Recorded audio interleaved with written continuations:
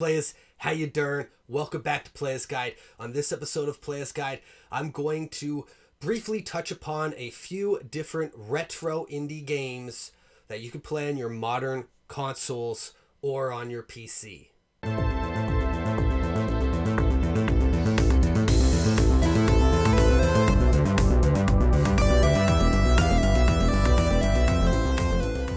If you're not already subscribed to Playas Guide, please tap that subscribe button. You know I love to tap that button all night long, and give that notification bell a big old ding dong while you're at it.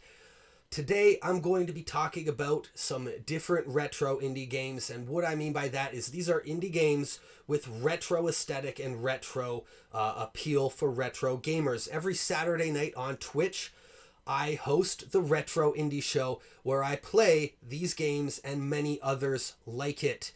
So please give us a follow over on Twitch. You can find a whole bunch of different retro video game and nostalgic shows on the Playas Guide channel throughout the week. You can also find Playas Guide on Instagram and Twitter, and join our Discord community. All of these are linked below. But without further ado, let's talk about some games. First up is a game called Demon Pit.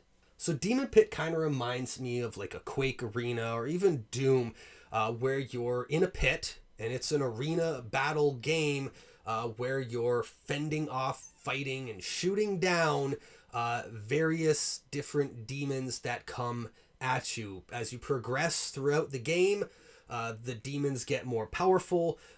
There is some changes to the arena setting that make the stages more challenging, and there's also a hook that you can use to leverage yourself and fling yourself across the arena.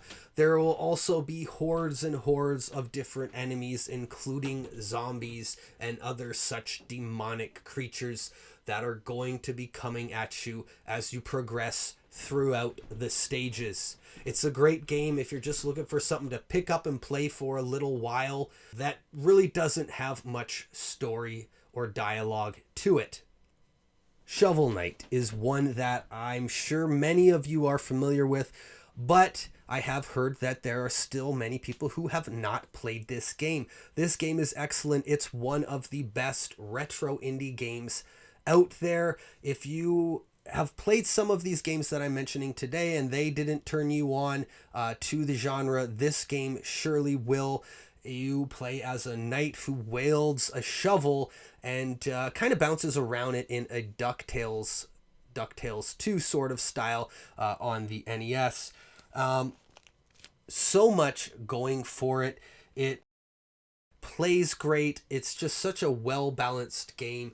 I recently did in one of these other videos that I'm going to have linked at the end, another game done by Yacht Club Studios called Cyber Shadow, where you play as a cybernetic cyborg ninja character. That's another really cool game. But Shovel Knight is, a AAA top tier retro indie game that you need to play if you haven't already. I don't want to spoil anything here, and I also know that a lot of you are already very well familiar and versed with this game, so I'm not going to go too in depth other than showing you some gameplay here and telling you to go play this game. Now here's one that you have maybe not heard of. It's called Mekabolt. So this is sort of an action puzzle type game where you are interacting with various objects and enemies throughout each stage that react in a different way. Sometimes these ways can kind of screw you up or kill you in the game. So you got to figure out in which order you want to approach the situation, or sometimes there's not an order. It's just how you approach the situation. It's a trial and error game, but it's a cool action platformer puzzle game. And this one can usually be picked up pretty cheap, and it often goes on sale. Another game that I found, this one was like 68 cents on the PlayStation Store. This is Savage Halloween. This game looks a lot like it might be an NES game, but it's not.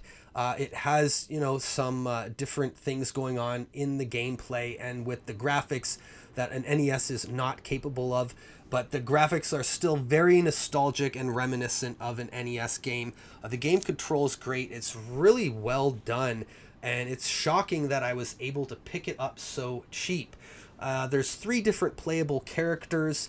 They all have their strengths and weaknesses and different abilities.